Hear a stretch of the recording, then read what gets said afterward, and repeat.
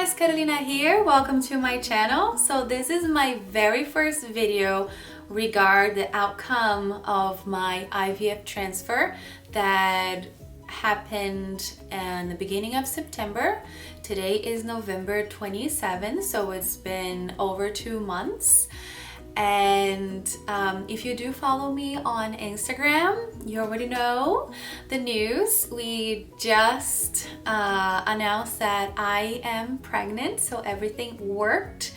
I'm currently 12 weeks, 12 weeks pregnant, and we are having a baby girl. And this video might be a little long because I'm gonna try to really sum up like what happened on those 2 months, over 2 months, and answer a few questions that I got quite often through this whole time, you know, that we were just waiting to feel comfortable to announce the outcome of our procedure.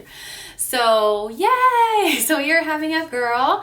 The due date through based on the IVF procedure is June 10th of 2019, but she's already big and doctors are saying her due date is June 6th. So I will personally consider, you know, from the IVF, because we know when that happens, like literally we know the time.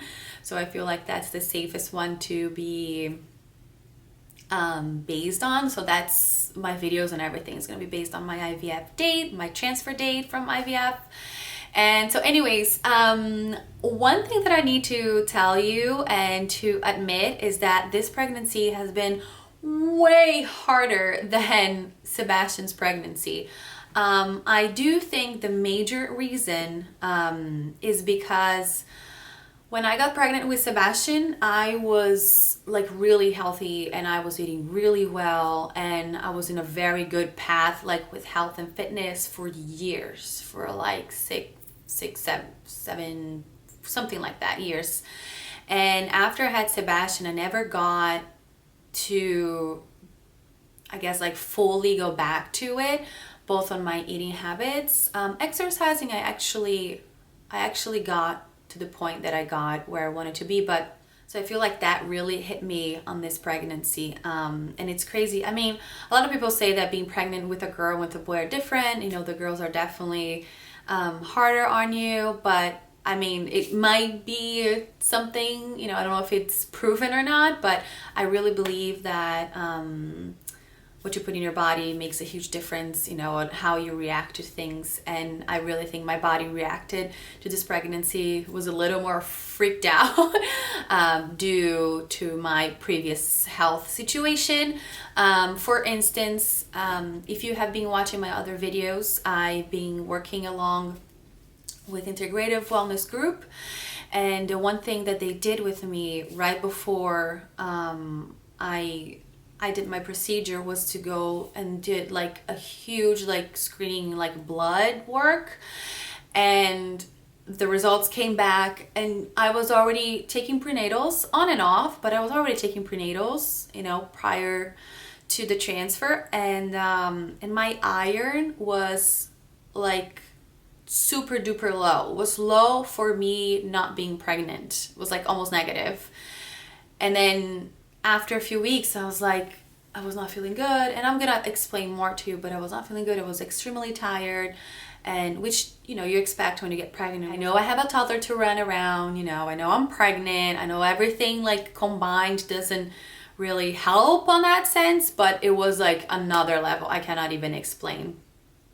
And of course, you know, when she told me the result, I was like, oh yeah, that's probably it. And the other thing too, I don't really eat red meat. I know there are other sources of iron, but again, like my eating wasn't great. So I actually was craving meat, and there was one day that I like stopped at McDonald's and got a cheeseburger.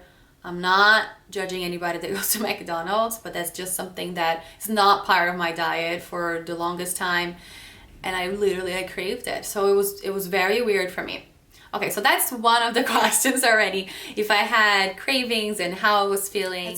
So let's answer this question. So I'm sure it's because I was nervous. It was more like a nervous eating thing, but in the beginning, right after I did my transfer, I really wanted to eat sweets. So it was the time that the apple cider donuts, you know, started to come out because of the season and fall. So every day I would have something sweet. So I would have either a whole apple cider donut, or I'll go through a chocolate bar, or I would have ice cream at night, which is also not my thing. So that was very weird. And then because I got pregnant, so that was before the pregnancy hormones, you know, start to kick in. So that was then when the hormones start to kick in, I wanted meat.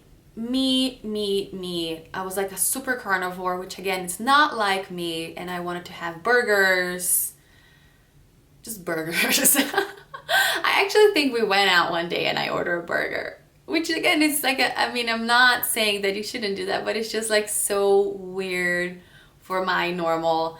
And another thing that was, it still is not as bad, but for a good solid, like almost 2 months, I couldn't drink water, which is awful because I felt super dehydrated. Your water is so important, pregnant or not. And I could not drink water. I actually got sick once, and that was because I ate something and it didn't go down well, and then I drank water and then I got sick. So it was the weirdest thing. The way that I was actually having liquids was eating like watermelon, cucumber. I was trying tea, but it wasn't really working. I would get juice, which is also something that I wouldn't do, and just water it down. So I got lemonade, and I'll do 50-50 water and lemonade. I can't not do like Gatorade or any of that, but coconut water I had sometimes. And one thing that helped me, because I started to Google, I was like, what the heck's going on? Like, do other people feel like that? And actually it is kind of a common, not common, but a lot of people have that too with the water. And they said like really iced water. And I tried it. So that's what started to working. So really iced water with a little bit of lemon, which is so much healthier. And the other thing that I was doing pretty much every day was going to Starbucks. And it started to get cold here, so I was probably the only person ordering iced drinks. So I would get is it venti, right? The big cup iced. It would be either matcha green tea latte with almond milk, or their very berry hibiscus tea. But that started to get old because it's sweet, and I went from like this sweet in the beginning, from like not wanting sweet at all. So that got old really quick. And then this week I just tried their peach citrus tea, and that's good. So I've had that 3 times already, and that's fine. And it's unsweetened, so I think that's going in better. But isn't it weird? Like I could not drink water. So it was weird.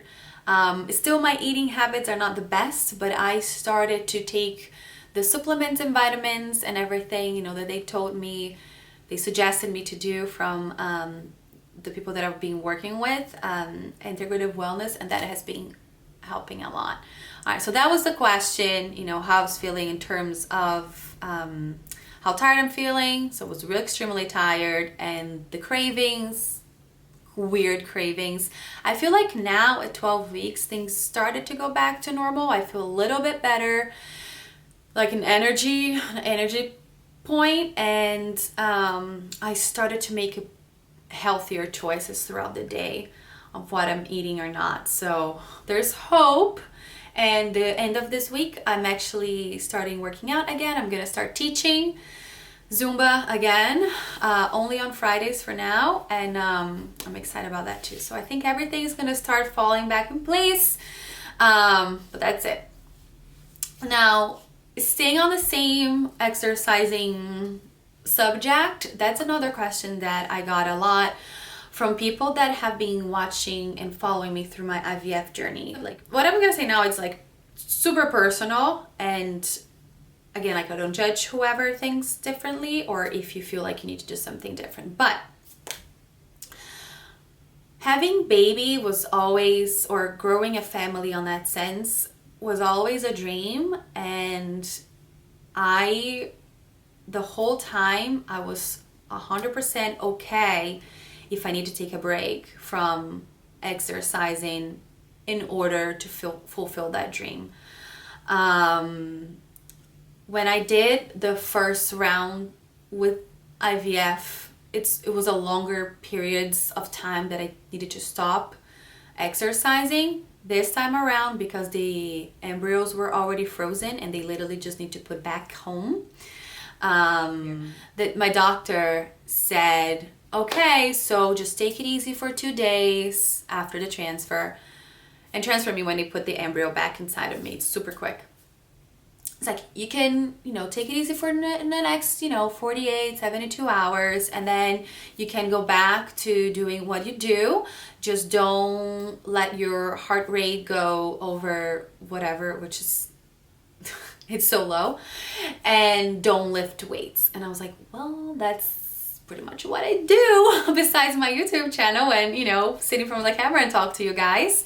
I was doing weight classes twice a week and lifting weights, and I was teaching Zumba 3 times a week and going for a class, so like 4 times a week. So I knew already that I was gonna take a break, and it was great because I could, figure out who was gonna sub for me and all of that. And I really did. I took this huge break, again, 12 weeks, so it was like 3 months of not teaching, not exercising. And to be honest with you, I feel like I was so busy with Sebastian and getting tired and trying to figure out what the heck was going on with my body. I don't think I could have done a good job as an instructor if I kept teaching to begin with. I don't know. It was just not, we are in a position that I could choose to be home. And I'm so glad I did. And in between too, for a good month, like either Frank, my husband, or Sebastian were sick. So I was extremely tired, but at the same time, I was able to take care of them. And I don't know if I could have delivered a good class if I was still teaching, or if I chose to go back earlier. So that was pretty crazy. So I feel like that was a good decision. So answer your questions, I didn't even do a squat at home. So I just hope that my Friday class is really good to me, and they're gonna understand. There probably won't be like am I 100% yet. It's gonna take a few classes, but no, I didn't exercise. I literally didn't do 1 squat at home. So that's the answer. I totally took a break. I listened to my body, and the last thing that I would want to live with is that if for some reason this transfer didn't happen, I didn't want to keep like thinking like, oh my gosh, maybe I should have stopped exercising. No, because I did everything I could to make this work. If it didn't work, it wasn't supposed to. But I would know that, if it didn't take, it was not because I did something that I shouldn't, and I would just like keep carrying that. So I'm literally going to be teaching once a week for now. Somebody was just reaching out to me yesterday to see if I can add 1 more class somewhere else, and that might work. But I will most likely try to stick with the 2, max 3 classes a week, because then I am gonna have a baby, and then I'm gonna need to take time off again. And I just think that it's not fair with the students. So I'm okay with that. And on top of that, I am gonna be taking classes, so which is fine for me. Because then, when I'm ready to have the second baby next year, I won't be interfering anybody's schedule. So my plan is going back to taking power, which is a weight class, twice a week. And if I am not teaching any more classes, I'll try to do Zumba another 2 times a week. So 3 times a week Zumba, 2 times a week lifting. Weekends are off, or if there's a special class, or if I need to cover for somebody, I'll be more than happy to go. But I just feel like that would be would work better for our family at this time of our lives. And then, you know, when the kids grow up and, you know, when things are easier with schedule for them, I'll maybe pick up more classes, but that's like in the future, like in a year or two, actually in 2 or 3 years from now. But yeah, that's what I'm planning for the future. My plans for this channel in terms of pregnancy videos, I will be doing a bi-weekly probably update to show my baby bump and how I'm feeling that specific week, and tips is more specific. But for this video, I just wanted to kind of like sum up what was going on for those 3 months, yeah, 2.5, 3 months that I haven't talked about this, and answer the main questions that you guys have asked me in this time. So now the question, can I see a bump? Well, let's be clear here. I haven't been exercising for 3 months and I haven't been eating well. So honestly, I don't think this is a bump, a baby bump. I think this is just my body not looking the best, to be honest with you, not drinking water. And the first month and a half, I felt extremely bloated, like extremely bloated. Mostly with the water thing, but again, like my food choices and my cravings were totally out of whack.